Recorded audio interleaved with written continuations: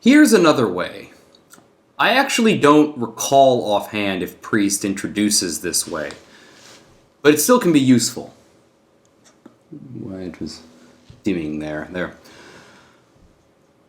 This is a conditional, so this is the same formula we were just talking about. It is a tautology, we've demonstrated it to be. Think about the English way that I reasoned through that. I said, well, imagine that if A and B, then here's why this has got to be true. For conditionals, a legitimate mode of proof is to assume the antecedent and get to the consequent. If the only thing you assume is the antecedent, and that by itself is enough to make the consequent true,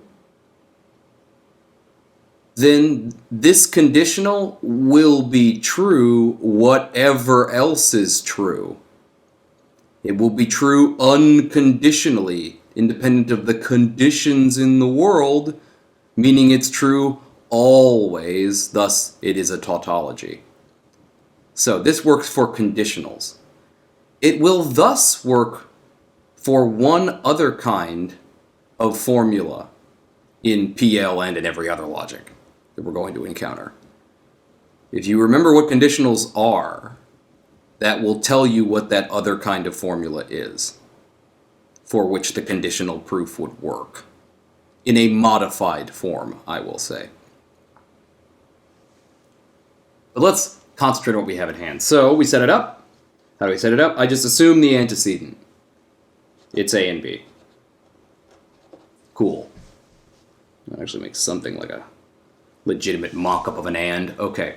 We got A and B. Remember what I said. By De Morgan's, this turns out to be B or not C.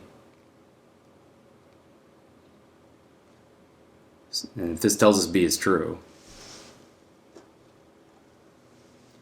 then guess what else is true? B or whatever.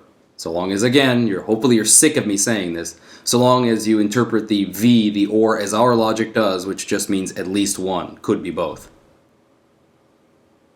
So at least one